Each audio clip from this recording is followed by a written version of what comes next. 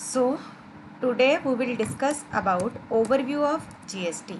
तो goods and services tax क्या है? गुड्स एंड सर्विसेज टैक्स एक बिगेस्ट इनडायरेक्ट टैक्स स्ट्रक्चर में रिफॉर्म है जिसने पुराने टैक्स स्ट्रक्चर को पूरे का पूरा ही चेंज कर दिया है। तो ये रिफॉर्म कब लाया गया? ये रिफॉर्म जुलाई 1, 2017 में आया। तो जो न्यू टैक्स सिस्टम है हमारा, उसको किस प्रिंसिपल के बेसिस पे लॉन्च करा गया? That is one nation one tax basis पे। तो one nation one tax basis का मेन एम क्या है? इसका मेन एम है कि इसने जो हमारी कंट्री की 2.3 ट्रिलियन इकॉनमी है, जिसमें 1.3 बिलियन पीपल हैं, उनके लिए कॉमन मार्केट क्रिएट करना, जिसमें जो है उनको कॉमन टैक्स जो है वो पे करना पड़ेगा। तो one tax for all, one tax for all means whether there is a manufacturing concern, trading और services, there will be one tax, that will be GST.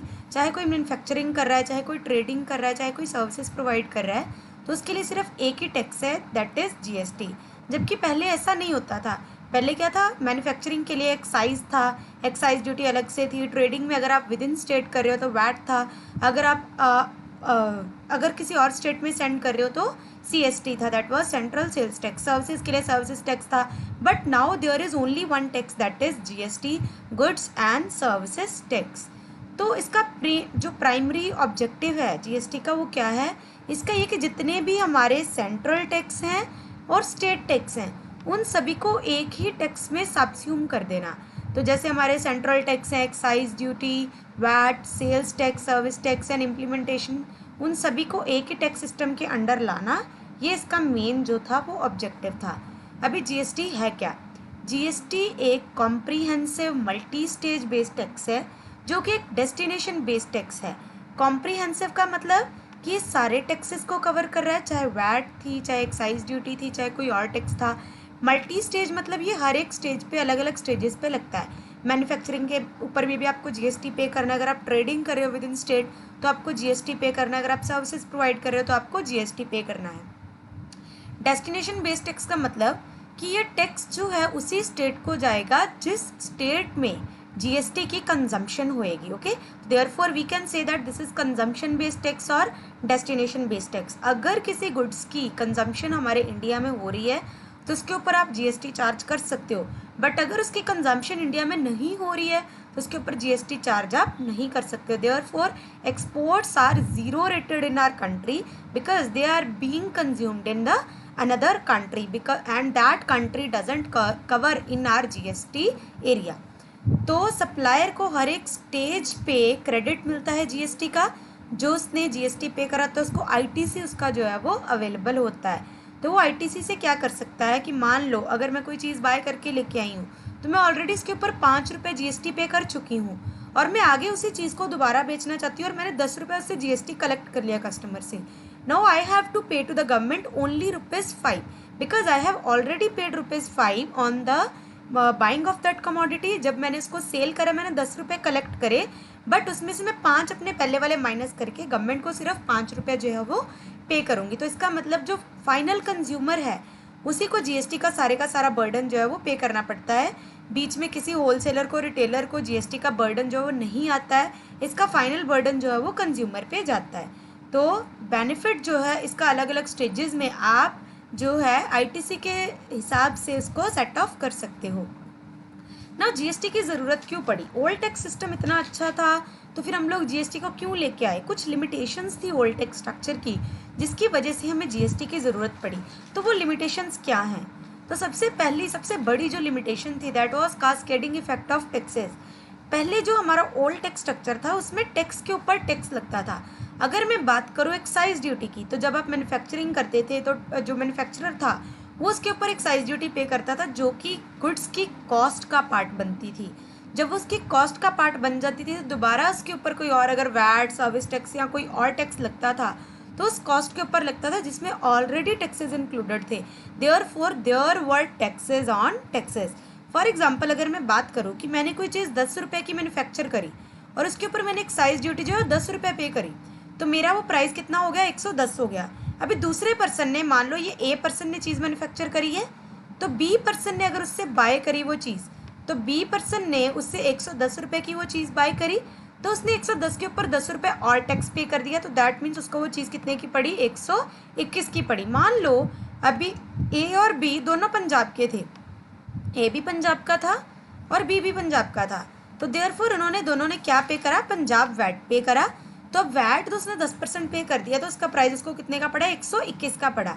अब मान लो बी जो है वो सी को ये चीज़ सेल कर रहा है, ठीक है, सी ने बी से बाय करी और सी जो है वो हरियाणा का है, सी किसी और स्टेट का था। तो मैंने ऑलरेडी अभी आपको बताया कि जब आप किसी और स्टेट में कोई चीज़ सेल करते थे, that was between two states, जब कोई ट्रांजेक्शन होती थी तो तब क्या लगता था, सीएसटी लगता था। CST was central sales tax, central sales tax लगता था। अभी वैट का उसको जो है आईटीसी मिलेगा नहीं। अभी अगर उसको वैट का आईटीसी नहीं मिलेगा तो क्या होगा, वो वैट जो थी वो फिर से प्राइस का पार्ट बन गई 121, तो 10 रुपये उसने उसके ऊपर फिर से टैक्स पे कर दिया, तो उसकी कॉस्ट कितनी बन गई, 133 बन गई। तो अभी कस्टमर को देखो कितना ज़्यादा जो है टैक्स पे करना पड़ा। यहाँ पे 10 रुपये के ऊपर भी टैक्स पे हुआ, फिर यहाँ पे उसने जब 11 रुपये टैक्स यहाँ पे करा तो उसके ऊपर यहाँ पे दोबारा से टैक्स जो है वो लगा। तो there were cascading effect of taxes on in the old tax structure. Now in the old tax structure there were multiple registration. Multiple registration का मतलब अगर आप एक्साइज पे करें तो आपको एक्साइज एक्ट के अंदर रजिस्टर होना पड़ता था, अगर आप सर्विस टैक्स पे कर रहे हो तो आपको सर्विसेज टैक्स के अंदर रजिस्टर होना पड़ता था। Central excise, luxury tax, entertainment tax, तो अलग अलग टैक्सेस जो थे उनमें जो है एक पर्सन को रजिस्टर होना पड़ता था।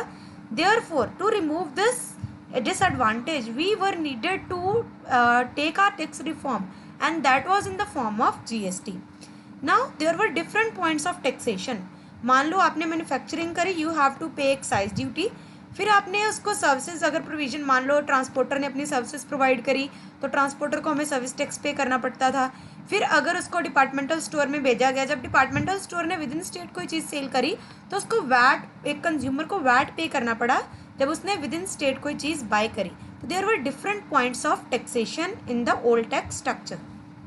There were lack of uniformity, uniformity का लैक था। इसका मतलब कि हर एक रूल हर एक स्टेट के अलग अलग थे।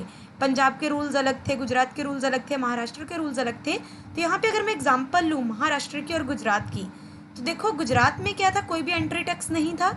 जब कोई गुजरात में आ रहा था तो उसको कोई भी एंट्रेंस टैक्स नहीं पे करना है, ठीक है। गुजरात से अगर कोई महाराष्ट्र में जा रहा है तो उसको कोई भी एंट्रेंस टैक्स नहीं पे करना है, और अगर महाराष्ट्र से कोई गुजरात में आ रहा है तो उसको एंट्रेंस टैक्स पे करना है। तो एंट्रेंस टैक्स जो था इसके बेसिस पे यूनिफॉर्मिटी, अभी एक छोटी सी एग्जांपल ली है मैंने। और अगर मैं शुगर की बात करूँ, चीनी की बात करूँ, तो शुगर के ऊपर महाराष्ट्र 0% के ऊपर मैं नील रेटेड मतलब टैक्स जो था वो लगाता था शुगर के ऊपर। बट अगर मैं गुजरात की बात करूँ तो गुजरात उसके ऊपर चीनी के ऊपर 4% टैक्स जो था वो लगाता था। तो there were lack of uniformity in the old tax structure. Now goods versus services, वहाँ पे बहुत ज़्यादा डिफिकल्ट था कि गुड्स कौन सा है, सर्विस कौन सी है, बिकॉज गुड्स के ऊपर वैट या सीएसटी लगता था और सर्विसेज के ऊपर हमारा सर्विस टैक्स लगता था। तो अभी देखो अगर किसी ने लाइसेंस बाय करा है तो लाइसेंस में सीडी भी आ रही है और सॉफ्टवेयर भी आ रहा है। सॉफ्टवेयर जो है वो एक सर्विस है और सीडी जो है वो एक प्रोडक्ट है। तो अभी इसके ऊपर कौन सा टैक्स लगेगा, सर्विस टैक्स लगेगा या हमारा जो वैट या सीएसटी लगेगा। तो जो मैन्युफैक्चरर था वो कंफ्यूज्ड फील करता था कि जो उसने सेल करी है वो किस चीज़ की करी है, सर्विसेज की या मैन्युफैक्चरर की। तो उस जो हमारी ये वाली डिसएडवांटेज थी उसको रिमूव करने के लिए जीएसटी की ज़रूरत पड़ी। नाउ जीएसटी के कंपोनेंट्स कौन कौन से हैं, तो जीएसटी के 4 कंपोनेंट्स हैं mainly, CGST, SGST, IGST and UTGST. UTGST ये अलग कंपोनेंट नहीं है, ये किसके प्लेस पे है, ये हमारा एसजीएसटी के बेसिस पे है। अगर आप कोई चीज़ within the state buy करते हो, मान लो अमृतसर का बंदा लुधियाना से कोई चीज़ बाय कर रहा है तो this is within the Punjab, तो उसको 2 टैक्सेस पे करने हैं, सीजीएसटी और एसजीएसटी, ठीक है। CGST stands for central GST और ये किसके ऊपर एप्लीकेबल है, विद इन द स्टेट जब आप कोई चीज़ बाय कर रहे हो उसके ऊपर एप्लीकेबल है। और एसजीएसटी जब आप with in the state bye कर रहे हो उसके ऊपर एप्लीकेबल है। तो ये दोनों टैक्स तब लगते थे जब आप विद इन द स्टेट जो है कोई चीज़ बाय कर रहे हो। तो अगर आपने कोई सीजीएसटी कलेक्ट करा है तो वो सेंटर के पास जाएगा और जो एसजीएसटी है वो किसके पास जाएगा, स्टेट के पास जाएगा। अभी आईजीएसटी क्या है, IGST is integrated GST. Integrated GST मतलब इन दोनों को क्लब करके आईजीएसटी बन जाता है। मान लो अगर मेरा 9% सीजीएसटी है और 9% एसजीएसटी है तो मेरा आईजीएसटी कितना हो जाएगा, 18%। इन दोनों को कंबाइन करके मेरा जो है वो आईजीएसटी बन जाता है। तो IGST किसके ऊपर एप्लीकेबल है? That is applicable on the interstate and import transactions.